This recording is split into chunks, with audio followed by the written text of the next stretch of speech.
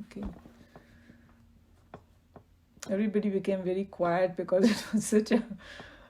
It is one of the heavy things. We are getting more deeper into Vedanta. But the way I look at it, we are still like on the 5th chapter of Bhagavad Gita. And we have many more coming. It will get more and more clear. Because all these things, Krishna Bhagwan has packaged it very nicely. Everything. And he's brought it out in different chapters, like this Purush and Prakriti. It's like, I think it's chapter 8 probably, right? Meenaji, if you remember.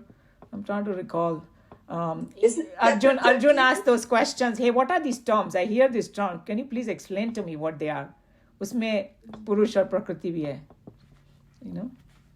And then I think chapter 13. 13 में पुरुष प्रकृति का जाता है. मगर this whole concept of Maya and Mayapati bolo, ya Shiv and Shakti. Yes, and the best way that I understand it is like dance and dancer. Okay? Here we have a beautiful dancer here, Shireen. She did this most gorgeous dance. So the dance it's a power of Shireen, which manifests at certain time. When Shireen goes to sleep, the power is still there. And Shireen can come up with many different dances. What we saw is just one of them. True, Shireen? You can come up next time with some other idea. See how the power can manifest in different ways? That's how Prakriti is. It is exactly opposite. The Purush and Prakriti in some ways opposite. Hai. Somebody was saying, Purush is a very simple guy. Because he's one. Prakriti is like, changing constantly and all that. So when we think that, hey, in our marriages, our spouse is so different, right? Everybody says that. I've never met anybody who's very honest will say, I'm just like my spouse. No, he likes A, I like B, But because that's how it is. The Purush and Prakriti bhi dekho, unka opposite hai. But they are still one. It's a very interesting subject to contemplate upon. So in an unmanifested state, everything is resting. That's why they say even Vishnu को जब भी दिखाया है ना, तभी वो आराम से लेटे हुए हैं, लेकिन फिर और Lakshmi is the one who is massaging and doing all the activities, प्रकृति में हलचल होती है.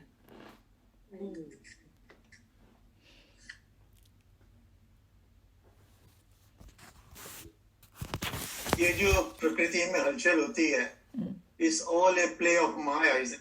Yes, that's exactly what it is. So that's why they said, no, it's showing what it is not. Yeah. And even if, I had asked that question to my class last time in 10th grade, whatever we see with our 5 senses or perceive, is it like forever? Anything that I see outside. No. It's changing. Changing, that is Prakriti. It cannot, and in fact that Sthaneshwar ji ने बहुत अच्छा point बोला प्रकृति एक जैसी रह ही नहीं सकती. बोले कि पत्तों को देखो तुम, एक पेड़ में लाखों पत्ते होते हैं, हर एक पत्ता कुछ अलग होता है दूसरे से, अपने को पता नहीं चलता है वो. But that's how it is. और snowflakes का तो सभी इंग्लिश में everybody says that no two snowflakes are alike. And then humans को देख लो, वो जो अभी जैसे अनिल जी है तो अनिल जी ही है वो. दूसरा कोई अनिल जी ना कभी होगा ना कभी आगे भी होगा, नहीं हो सकता, राइट? दैट्स प्रकृति. नित नया जो क्रिएट करे, that's why it's called creation. Meditation helps you recognize the play of Maya in everything. Yes, exactly right. And sometimes if you are able to separate Maya from certain things, then you can see the reality. Yes. You said it very, very nicely. That's exactly what it is. That the constant that you see. And I think that my son was reading some book about, and it was, he said, oh, they gave a very nice analogy of what the sky and the clouds. That you are the sky and you think you're the cloud. Cloud comes and goes. Sky remains. So meditate upon that sky. You know, I thought that was a very beautiful analogy too.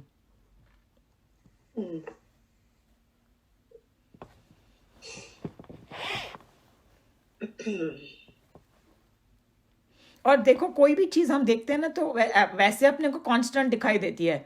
Like even the sun is not, it is slowly getting cooler. Everybody knows that, right? After whatever another 10 billion years, I don't know how many, it's going to become extinct or start going toward extinction. Another interesting thing that Sadhguru talked about, which was, I don't know if you guys heard that. Scientifically speaking, the moon is going further away from the earth. Anybody heard about that? Every year, 4 inches away. And one time will come, it will keep going further and further and further. I mean, for our lifetime, we don't need to worry about it. He's saying ki you will literally see the other side of the moon because it's gone so far. That's when the reverse process starts. The destruction part starts. Shiva's. So actually, it will become darker and darker. Because it's going further away. Yeah. Yeah. But it's happening so small. So change is happening. That's the point I was trying to tell you. All the planets are kind of going further away from the sun. It's very small, very, very small. In our time frame, you can. In our future birth. We see that in our future birth. Some of it's not going to affect us. No. We will. The thing is that somebody who can create this solar system can create millions of other solar systems. Why do we have to worry? Right. I mean, Shireen, you took your house and made it into a new one.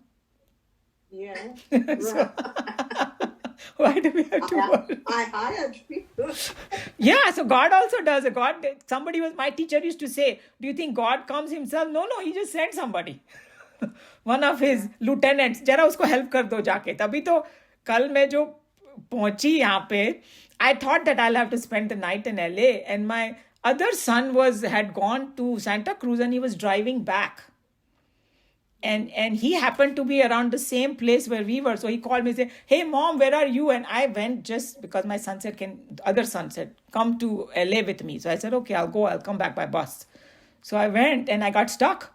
And I'm like, oh my God, I have class. I have to tell everybody now I cannot do the class. And then my other son called, Mom, hi, how are you? I said, I'm stuck in LA. He said, I'm going to be passing through LA in 1 hour. I can pick you up. That's good. I had no clue that wo kaun sa rasta lene wala. He had told me he's taking a road trip. He wanted to experience with his 6-month-old. So he took, and it happened to be right at that time.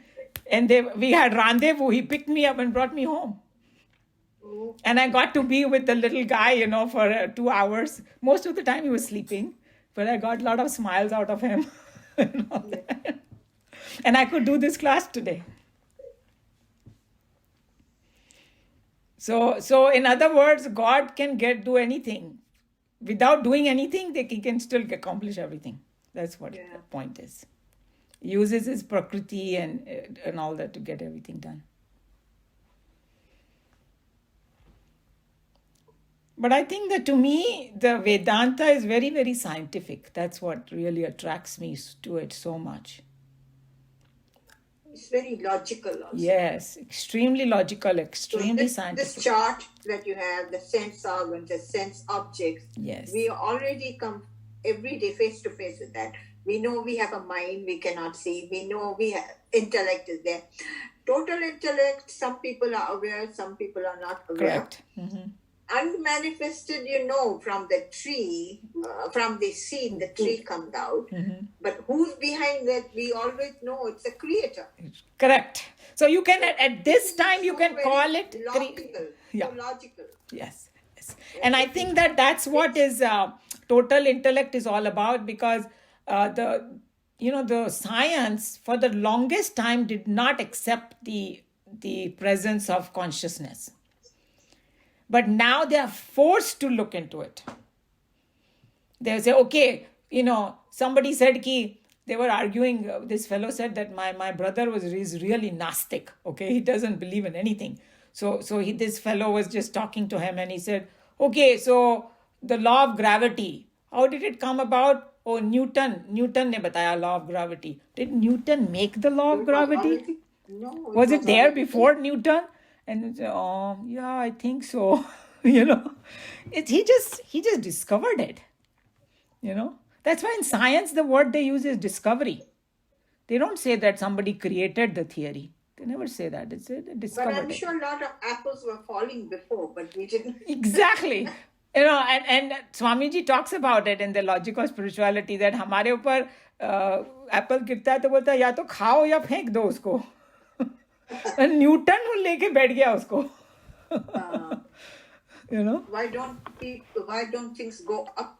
Things do go up, like the balloons and all, they do go up. Exceptions are always there, yeah.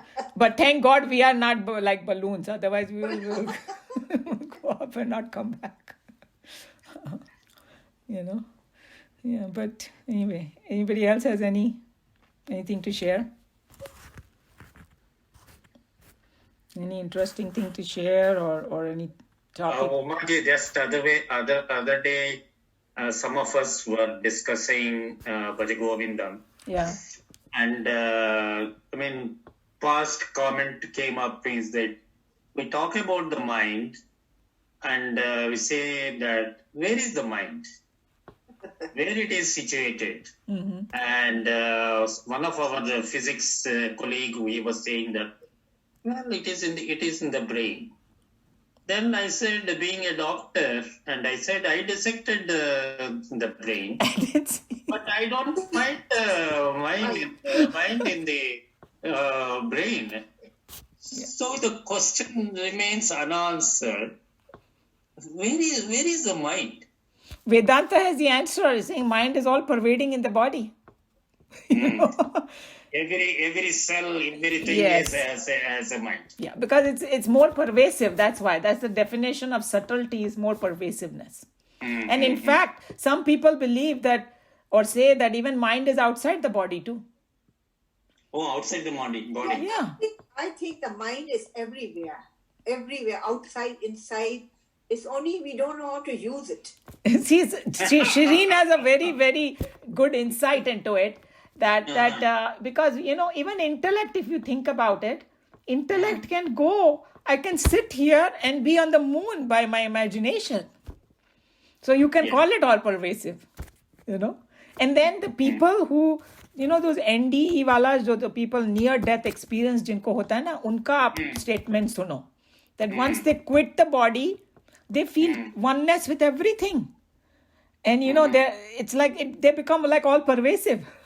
And they said the knowing happens intuitively. There is no verbal conversation between them, but they know. But there's also telepathy. Yes, there is. 100% there is. Because we are all connected. Yes. It wouldn't happen, and it happened so many times. And another evidence that the mind exists outside the body is if somebody really cares about you and enters the room, how you suddenly feel so happy, and it's like the energy suddenly hits you. That love energy, you can call it, and all that. And I see that in babies, like whoever has grandchildren, they are so little, but they're so perceptive. Anybody who loves them, they will give a big smile. Yes. Because they can, moment somebody enters, they feel it. So that means some emotions are outside your body too. Some kind of energy has gone. So our own inquiry will prove that is more pervasive. Last time I visited my grandkids, the twins, when as soon as they saw us, they started to jump and laugh. They wouldn't stop. What's going on here? Because they are very perceptive. How old are they, Shireen? Your grandchildren? Nearly 4 years. 4 years. See, but they may not be able to express in other way, but they're doing it by jumping and showing there. Because the moment you walk in, they feel the energy which is outside it pervades the whole room for them. Yeah. Yeah. There's something. Yeah. True. Okay, great. Shall we close? Yeah.